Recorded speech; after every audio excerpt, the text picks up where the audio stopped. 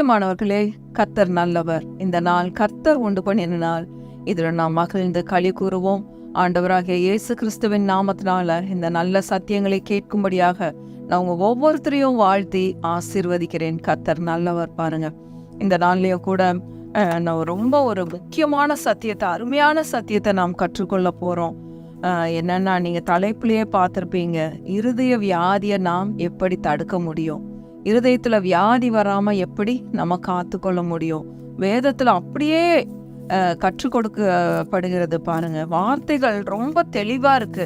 அப்ப இந்த வார்த்தைகள் எல்லாம் நம்ம கருத்தாய் கை கொள்ளும் பொழுது, வார்த்தைகளை கவனிக்கும் பொழுது, செவி கொடுக்கும் பொழுது, இப்படிப்பட்ட எல்லா வியாதிகளுக்கும் நம்ம நீங்களாகி காக்கப்படுவோம். வார்த்தையில அவ்வளோ வல்லமை இருக்கிறது. பிரியமானவர்களே, நிச்சயமாகவே நீங்க எந்த வியாதியை குறித்தும் பலவீனங்களை குறித்தும் பயப்பட வேண்டிய அவசியமே இல்லை. நம்ம உடல் ஆரோக்கியத்தோடு இருப்பதற்காக தான் இந்த வார்த்தைகள் எல்லாம் நம்ம தியானிக்கிறது. பாருங்க, கவனமாய் கேளுங்க. இந்த வசனங்கள் எல்லாம் எடுத்து நீங்க திரும்பமாக படித்து இரவும் பகலும் இந்த வசனங்களை தியானித்து கொள்ளுங்க. தியானித்து கொண்டே இருங்க. இரவும் பகலும் தியானித்து கொண்டே இருக்கணும். இந்த வசனங்கள் வாயை விட்டு பிரியக்கூடாது. அப்படி இருக்கும் பொழுது நிச்சயமாகவே நம்மளுடைய சரீரம் சுகத்தோடும் பலத்தோடும் காக்கப்படும். பாருங்க, கர்த்தர் நல்லவர். பிரியமானவர்களே, இன்றைக்கும் நீதிமொழிகள் 4வது அதிகாரம் 20 - 23வது வசனம். நீதிமொழிகள் 4வது அதிகாரம் 20வது வசனத்திலிருந்து வாசிக்கிறோம். என் மகனே, என் வார்த்தைகளை கவனி, என் வசனங்களுக்கு உன் செவியை சாய். நம்ம செவி கொடுத்து கர்த்தருடைய வார்த்தையை கேட்கணும். பாருங்க, 21வது வசனம்.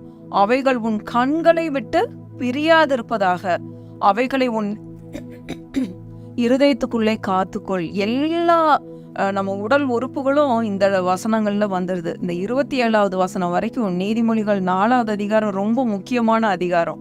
20வது வசனத்திலிருந்து 27வது வசனத்து வரைக்கும் நம்மளுடைய உடலின் எல்லா உறுப்புகளும் அந்த இடத்துல குறிப்பிடப்பட்டிருக்கு. பாருங்க, அப்ப வசனம் சொல்ற விதமாக அந்த இன்ஸ்ட்ரக்ஷன்ஸ்கெல்லாம் நம்ம சரியாக கீழ்ப்படியும் போது எல்லா உறுப்புகளும் இங்க சொல்லப்பட்ட விதமாக பாதுகாக்கப்படுது. இதை நீங்க கவனமா எடுத்து நீங்களே படிச்சு பாருங்க. இப்ப நான் ஒன்னொன்னா எடுத்து சொல்ல போறேன். இவைகளை கண்டுபிடிக்கிறவர்களுக்கு அவைகள் வார்த்தைகள், அவைகள்னா வார்த்தைகள் ஜீவனும் உடலுக்கெல்லாம் ஆரோக்கியமா. அப்ப அதை நம்ம அவ்வளோ கருத்தா கை கொள்ளணும். அதனாலதான் 20வது வசனம் போட்டிருக்கு, என் மகனே, என் வார்த்தைகளை கவனி. பாருங்க, இப்ப டாக்டர் கிட்ட போறோம், எந்த ஒரு பிரச்சனைனாலும். இப்ப கோயம்புத்தூர்ல பெரிய ஹாஸ்பிட்டல் கோவை மெடிக்கல்ஸ், அங்க போய் பார்த்தீங்கன்னா ஒவ்வொரு வியாதிக்கும் ஒவ்வொரு பெரிய பெரிய பில்டிங்ஸ். பாருங்க, போய் பார்த்தீங்கன்னா கூட்டம்னா கூட்டம், அவ்வளோ கூட்டம். அப்பாயின்மெண்ட் இல்லாமல நீங்க போகவே முடியாது. ஒரு நாளைக்கு முன்னாடியே நீங்க அப்பாயின்மெண்ட் போட்டுறணும். அவ்வளோ கூட்டம் டாக்டர்ஸ் போய் பார்க்கறதுக்கு. அப்போ டாக்டர்ஸ் சொல்ற காரியங்களை அவ்வளோ கருத்தா கவனமா கேட்குறோம். ஏன்னா நம்ம உயிர் அவ்வளோ முக்கியம். நம்ம உயிர் மேல அவ்வளோ ஆசைப்படுறோம். பாருங்க, அப்போ அந்த சரீர பிரகாரமான உயிர் நம்ம ஜீவனோட இருக்கணும்னு அவ்வளோ ஆசைப்படுறோமே. அதுக்கு நம்ம முழு சரீரமும், ஆவி, ஆத்மா, சரீரம் எல்லாம் பாதுகாக்கப்படுறதுக்கு கர்த்தருடைய வார்த்தைகள் ரொம்ப ரொம்ப முக்கியம். பாருங்க, அந்த மருந்து மாத்திரைகள் எல்லாம் செயல்படுவதற்கு கர்த்தருடைய வார்த்தைகள் ரொம்ப முக்கியம். பாருங்க, கர்த்தர் நம்ம கூட இருந்து நம்மளுடைய சரீரத்தை அவர் பலப்படுத்தி கொண்டு இருக்கிறார். பாருங்க பிரியமானவர்களே, இன்றைக்கு பாருங்க அடுத்த வசனத்தை வாசிக்கிறேன். அவைகள் உன் கண்களை விட்டு பிரியாதிருப்பதாக. இந்த வசனங்கள்லாம் நம்ம கண்ணை விட்டு பிரியவே கூடாது.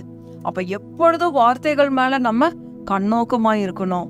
அவைகளே உன் இருதயத்துக்குள்ளே காத்துக்கொள். இப்ப இந்த வசனத்தெல்லாம் நான் என்ன பண்ணணும்?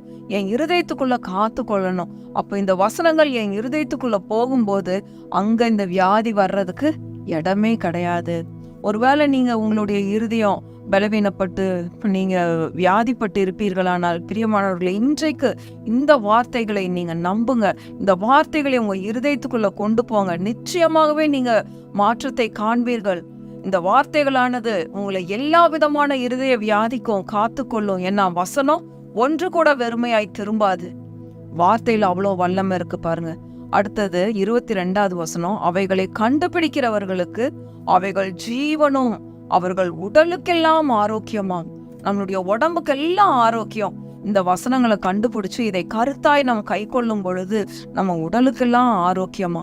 அதனால இருதயத்தை எப்படி காத்துக்கொள்ளணுமா? 23வது வசனம் ரொம்ப ரொம்ப முக்கியமான வசனம். எல்லா காவலோடும் உன் இருதயத்தை காத்துக்கொள், அதனிடத்து நின்று ஜீவ ஊற்று புறப்படும். இந்த இருதயத்துக்குள்ள இருந்துதான் ஜீவ ஊற்றுன்னா வாழ்க்கையின் எல்லா நன்மைகளும் எல்லா ஆசீர்வாதங்களும் இந்த இருதயத்துக்குள்ள இருந்துதான் புறப்பட்டு வருது பாருங்க. உங்க வாழ்க்கைக்கு தேவையான, குடும்பத்துக்கு தேவையான சந்தோஷம், சமாதானம், உடல் ஆரோக்கியம், குடும்பத்துக்கு தேவையான எல்லா ஆசீர்வாதங்களும், வளமும், செல்வமும், கனமும், மகிமையும் எல்லாமே இந்த இருதயத்துக்குள்ள இருந்துதான் புறப்பட்டு வருது பாருங்க. அடுத்தது 24வது வசனம் பாருங்க. வாயின் தாறுமாறுகளை உன்னை விட்டு அகற்றி உதடுகளின் மாறுபாட்டை உனக்கு தூரப்படுத்து. வாயில கண்ட மாதிரி தாறுமாறான வார்த்தைகளை நாம் பேசாதபடி உதடுகளின் மாறுபாட்டை உனக்கு தூரப்படுத்து. கண்ட வார்த்தைகளை நம்ம தாறுமாறா பேசக்கூடாதுன்னு வேதம் நமக்கு கற்றுக் கொடுக்கறது பாருங்க. அதை ரொம்ப நம்ம கவனமா அந்த வார்த்தைகளை அண்டர்லைன் பண்ணி வச்சு, வாயின் தாறுமாறுகள், மாறி மாறி பேசுறது, பொய் பேசுறது, கெட்ட வார்த்தைகளை பேசுறது, இப்படிப்பட்ட தாறுமாறுகளை நம்மளை விட்டு அகற்றி உதடுகளின் மாறுபாட்டை உனக்கு தூரப்படுத்து. கர்த்தர் நல்லவர், நம்மளை அதிகமாய் நேசிக்கிறார். ஆனா கர்த்தருடைய வார்த்தையும் தேவையில்லாத கண்ட வார்த்தைகளும் மற்றவங்களை பற்றி பேசுகிற வார்த்தைகளும் நம்ம வாயிலிருந்து புறப்படக்கூடாது. அதுதான் வாயின் தாறுமாறுகள். தாறுமாறான பேச்சுகள் நம்ம வாயிலிருந்து வரவே கூடாது. அடுத்தது 25வது வசனம் பாருங்க. உன் கண்கள் நேராய் பார்க்க கடவுது. நேராய்னா சரியா ஒருத்தவங்களை பார்க்கும்போது நம்ம சரியான எண்ணத்தோட பார்க்கணும். ஒருத்தவங்க சரியில்லை அப்படின்னா ஆண்டவரே நம்மளுக்கு சொல்லிடுவாரு, இவங்க கிட்ட நீ கொஞ்சம் ஜாக்கிரதையா இருந்துக்கோன்னு ஆவியானவர் நமக்கு அழகா கற்றுக் கொடுப்பாரு பாருங்க. அப்ப நம்மளுடைய கண்கள் சரியா பார்க்கணும், வார்த்தைகளை பார்க்கணும், சரியான காரியங்களை பார்க்கணும் பாருங்க. உன் கண்ணிமைகள் உனக்கு முன்னே செவ்வையாய் பார்க்க கடவுது. கண்ணிமைகளை குறித்து கூட வேதம் நமக்கு போதிக்குது. கண்ணிமைகள் செவ்வையாய் பார்க்க கடவுது. யார் இந்த மாதிரி எல்லாம் டீச் பண்ணுவா? இப்படியெல்லாம் நம்ம இருக்கும்போது எப்படி வியாதி நம்ம சரீரத்துக்குள்ள வர முடியும்? நிச்சயமாய் இந்த சரீரத்தை சாத்தான் தொடவே முடியாது. இப்ப நம்மளே புரிஞ்சுக்கலாம் எந்தெந்த இடத்துல நாம் பாதிக்கப்பட்டிருக்கோம், எதனால இப்படிப்பட்ட பாதிப்புகள் வருது.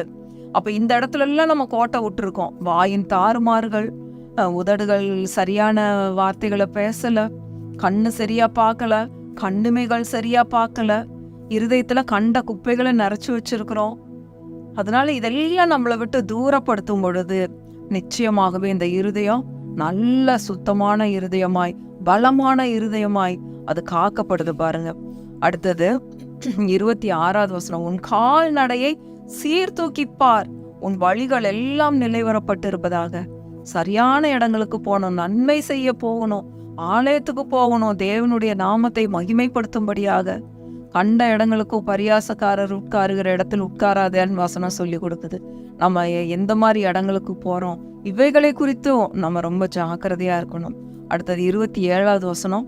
வலது புறமாவது இடது புறமாவது சாயாதே, உன் காலை தீமைக்கு விளக்குவாயாக. அப்ப நம்ம கால்கள் தீமை செய்ய போகக்கூடாது, கெட்ட காரியங்களை செய்ய நம்ம கால்கள் வேகமா ஓடக்கூடாது, எங்கேயும் நம்ம போகக்கூடாது. கால்களை தீமைக்கு விலக்கி காத்துக்கொள் அப்படின்னு சொல்லுது பாருங்க. அப்போ இந்த மாதிரி எல்லாம் நம்ம வார்த்தைகளுக்கு கீழ்ப்படிந்து கர்த்தருடைய வார்த்தைகளுக்கு நம்ம முக்கியத்துவம் கொடுத்து இரவும் பகலும் கர்த்தருடைய வேதத்தில் தியானமாய் இருக்கும் பொழுது நிச்சயமாகவே நம் கைகளின் பிரயாசங்கள்ல ஆசீர்வாதம் உண்டாயிருக்கும், வியாதிகள் இல்லாம இருப்போம்.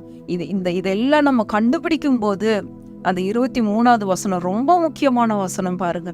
அந்த அன்னைக்கு நான் முன்னமே சொன்னபடி யூடியூப்ல உடம்ப குறைக்கிறதுக்கு, நீங்க கலர் ஆகிறதுக்கு, நீங்க அழகாகிறதுக்குன்னு நிறைய டிப்ஸ் கொடுக்குறாங்க. அதெல்லாம் பார்த்தீங்கன்னா வியூஸ் பார்த்தீங்கன்னா மில்லியன் கணக்கில் போயிருக்கும். ஆயிரக்கணக்கான பேர், லட்சக்கணக்கான பேர் அதையெல்லாம் பார்க்குறாங்க. ஏன்னா நம்ம அழகாகணும், நம்ம உடம்பு இழைக்கணும் அப்படின்னு சொல்லி அத்தனை பேர் பார்க்குறாங்க. ஆனால் கர்த்தருடைய வார்த்தைகளுக்கு நம்ம எத்தனை பேர் முக்கியத்துவம் கொடுக்குறோம்? கர்த்தருடைய வார்த்தைகளை நாம் இருதயத்துக்குள்ள கொண்டு போய் அவைகளை நாம் இரவும் பகலும் தியானிக்கும் பொழுது, இந்த டிப்ஸை கவனிக்கும் பொழுது நம்ம எப்படி இருப்போம்? வியாதி இல்லாம இருப்போம், மருந்து மாத்திரைகள் சாப்பிடாம இருப்போம். வார்த்தைகள் நம்மள அழகாக்கும் பாருங்க. இருதயம் சுத்தமா இருக்கும்போது நம்ம முகத்துல ஃப்ரெஷ்ஷா இருப்போம். பிரியமானவர்களே, இதெல்லாம் நீங்க நிச்சயமா செஞ்சு பாருங்க.